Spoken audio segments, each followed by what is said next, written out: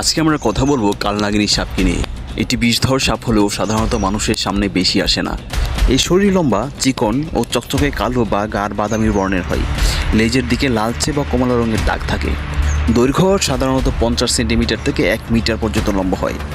বাংলাদেশ, ভারত, নেপাল ও দক্ষিণ এশিয়ার কিছু অঞ্চলে এদের দেখা যায়। উৎপত্তি ও বিস্তার। কালনাগিনী মূলত দক্ষিণ এশিয়ার উষ্ণমণ্ডলীয় অঞ্চলে পাওয়া যায়। বাংলাদেশে সাধারণত সুন্দরবন, পাহাড়ি এলাকা ও বনাঞ্চলে দেখা মেলে।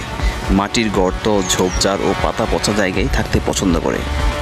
দিনে খুবই কম বের হয়, রাতে শিকার করে। এরা সাধারণত ছোট ব্যাঙ, গিরগিটি, কীটপতঙ্গ খেয়ে বেঁচে থাকে। মানুষকে এরা আক্রমণ করে না যদি না হুমকি অনুভব করে। কালনাগিনীর কামড় অত্যন্ত বিষাক্ত। এর বিষ মূলত স্নায়ুতন্ত্রে আঘাত করে। কামড়ের লক্ষণ: প্রচণ্ড ব্যথা ও ফোলা, মাথা ঘোরা, দুর্বলতা, শ্বাসকষ্ট, অবহেলায় মৃত্যু পর্যন্ত হতে পারে।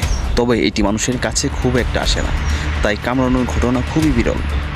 পরিবেশের খাদ্য শৃঙ্খলা রক্ষায় গুরুত্বপূর্ণ ভূমিকা রাখে।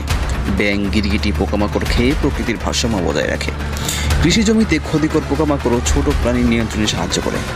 কালনাগিনী সাপ একটি বিরল ও সুন্দর বিষধর সাপ। এর কামড় মারাত্মক ক্ষতিকর হলেও মানুষকে সহজে আক্রমণ করে না। প্রকৃতিতে এটি পরিবেশের ভারসাম্য রক্ষায় সাহায্য করে, তাই অযথা ভয় না পেয়ে একে রক্ষা করাই উচিত।